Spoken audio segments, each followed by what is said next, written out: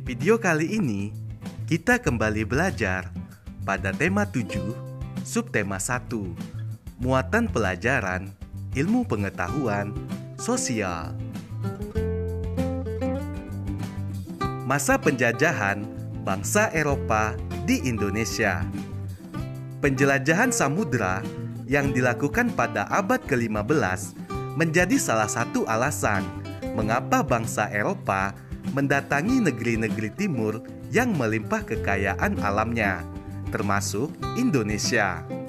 Hal ini terjadi untuk mewujudkan tujuan utama dari penjelajahan samudra, yaitu yang pertama mencapai kejayaan atau glory, yang kedua memiliki kekayaan atau gold, kemudian menyebarkan agama, gospel, dan mencari rempah-rempah.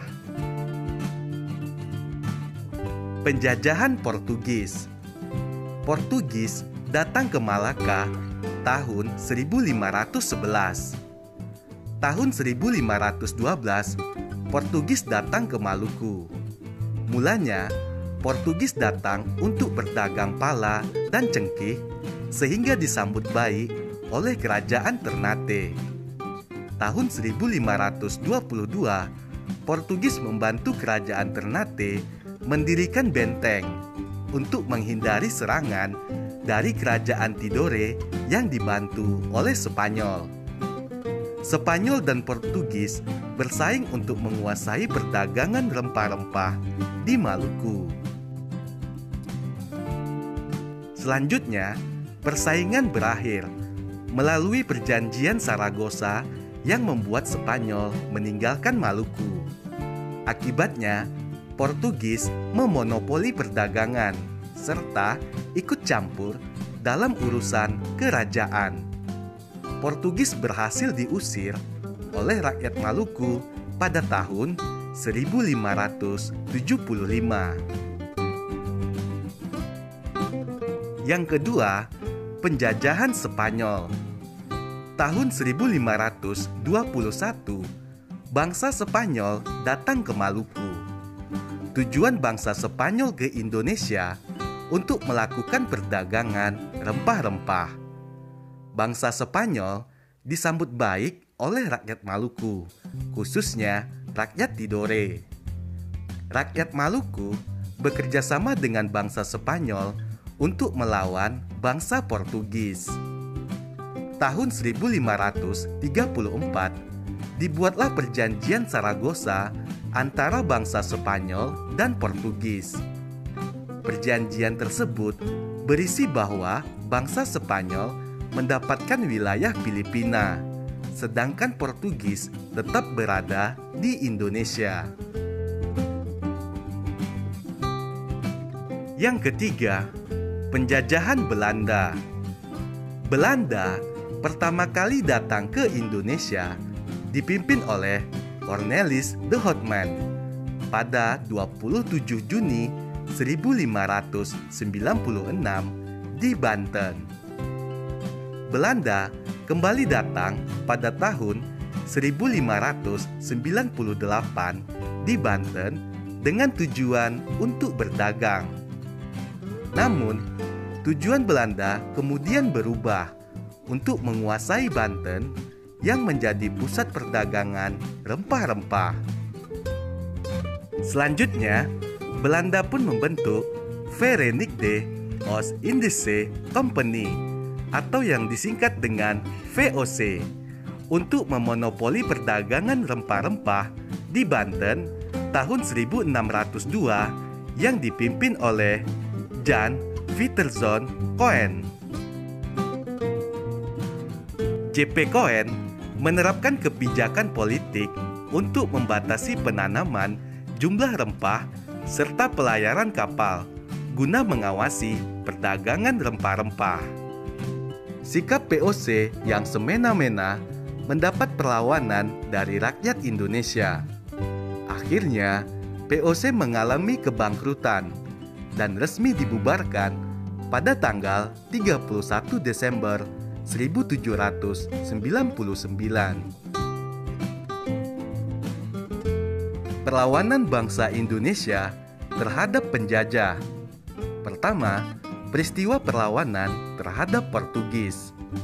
Pada tahun 1511, bangsa Portugis berhasil menguasai Malaka di bawah pimpinan Alfonso de Albuquerque. Sikap semena-mena terhadap rakyat Indonesia memunculkan perlawanan di Aceh dan Maluku. Mari kita simak perlawanan di setiap daerah berikut ini. Perlawanan di Aceh yang dipimpin oleh Sultan Ali Muqayyad Shah. Hasil perlawanan berhasil mengusir Portugis dari Pedir, Pasai, dan Aru. Perjuangan Sultan Iskandar Muda. Hasil perlawanan Sultan Iskandar Muda tahun 1614 berhasil mengalahkan Portugis di Bintan. Pada tahun 1629 mengalami kegagalan karena ekspedisi yang dikirimnya dihancurkan oleh Portugis. Perlawanan dari Maluku yang dipimpin oleh Sultan Babula. Hasil perlawanan berhasil merebut benteng Portugis dan mengusir Portugis dari Ternate.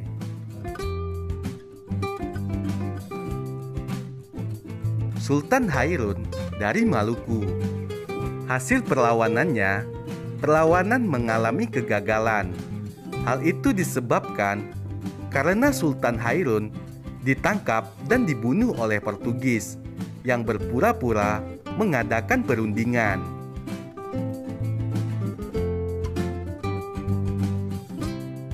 Peristiwa perlawanan terhadap Belanda.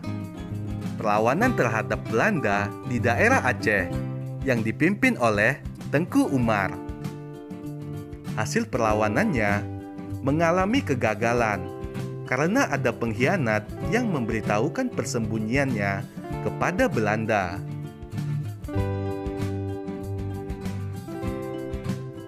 Perlawanan terhadap Belanda di Sumatera Utara yang dipimpin oleh Sisingamangaraja XII. Hasil perlawanan yang dilakukan oleh Sisingamangaraja XII mengalami kegagalan. Sisingamangaraja XII gugur dan seluruh wilayah Tapanuli dikuasai oleh Belanda.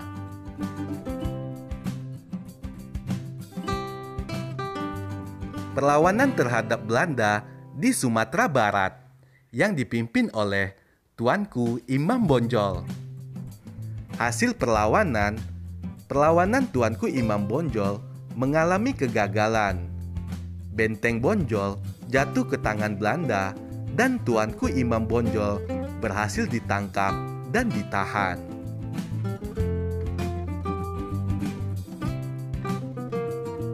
Perlawanan terhadap Belanda di Banten di bawah pimpinan oleh Sultan Ageng Tirtayasa. Hasil perlawanan yang dipimpin oleh Sultan Ageng Tirtayasa belum mendapat kemenangan atas VOC.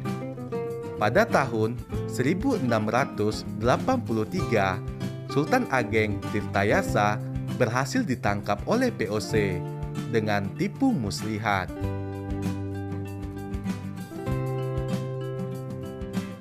Perlawanan terhadap Belanda di Yogyakarta di bawah pimpinan Pangeran Diponegoro. Hasil perlawanan Pangeran Diponegoro. Perlawanan Pangeran Diponegoro mengalami kegagalan. Pangeran Diponegoro berhasil ditangkap Belanda. Perlawanan terhadap Belanda di Bali di bawah pimpinan I Gusti Ketut Jelantik. Alasan perlawanan, Belanda mengeluarkan perintah yang berisi Raja Buleleng harus mengakui kekuasaan Belanda.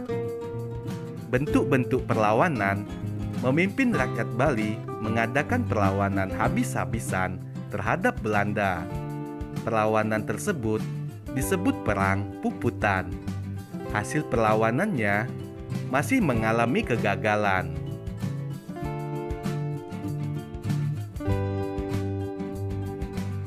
Perlawanan terhadap Belanda di Kalimantan Selatan di bawah pimpinan Pangeran Antasari. Alasan perlawanan, Belanda ikut campur dalam urusan pergantian tahta. Belanda secara sepihak melantik Pangeran Tamijidillah sebagai Sultan Banjar.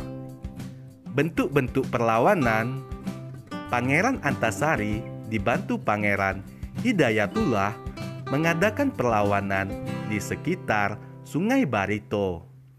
Perlawanan tersebut disebut Perang Banjar. Hasil perlawanan mengalami kekalahan. Pangeran Hidayatullah ditangkap oleh Belanda.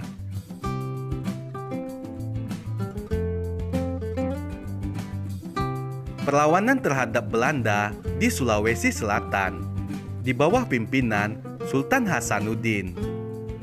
Perlawanan Sultan Hasanuddin mengalami kegagalan karena pengkhianatan Arung Palaka dari Bone. Sultan Hasanuddin harus menandatangani Perjanjian Bongaya tahun 1667 yang sangat merugikan rakyat Gorontalo Makassar. Perlawanan terhadap Belanda di Maluku di bawah pimpinan Thomas Matulesi atau Patimura. Thomas Matulesi atau Patimura berhasil merebut benteng Dorstede pada tanggal 16 Mei 1817. Kemudian, Patimura juga berhasil memukul mundur pasukan kolonial Belanda.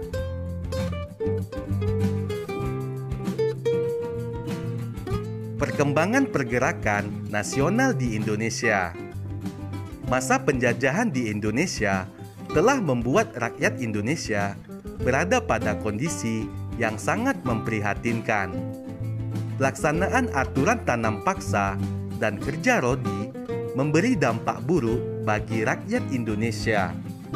Keadaan masyarakat Indonesia yang demikian memunculkan politik etis atau politik balas budi yang berdampak pada perkembangan sistem pendidikan Indonesia.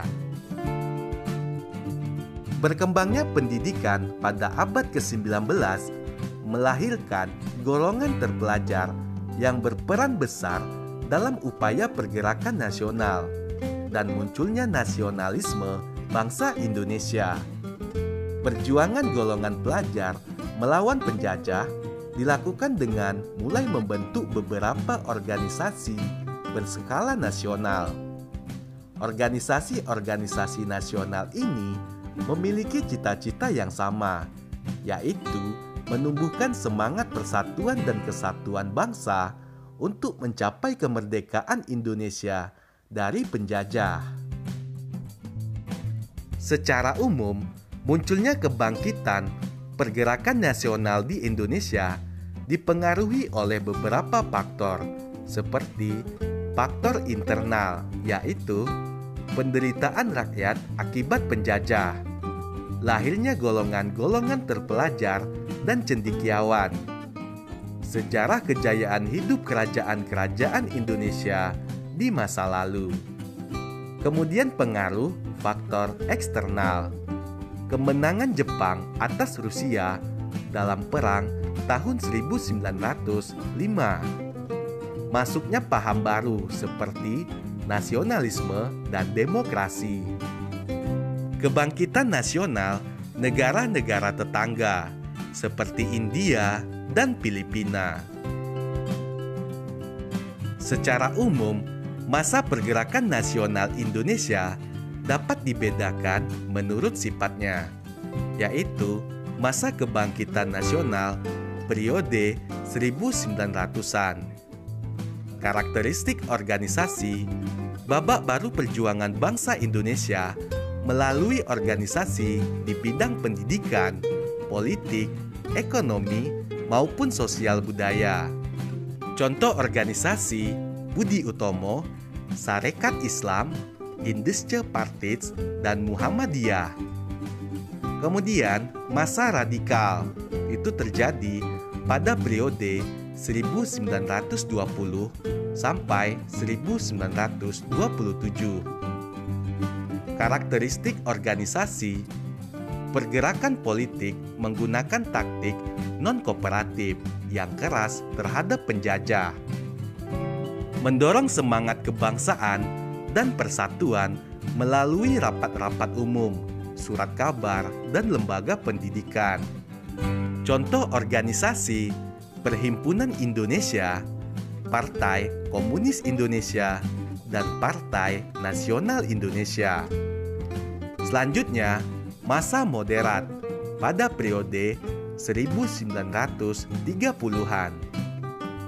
Pergerakan politik menggunakan taktik kooperatif dengan penjajah, memperjuangkan kepentingan rakyat dengan mengirim wakil-wakilnya dalam Dewan Perwakilan Rakyat. Contoh organisasi: Parindra dan Gerindo.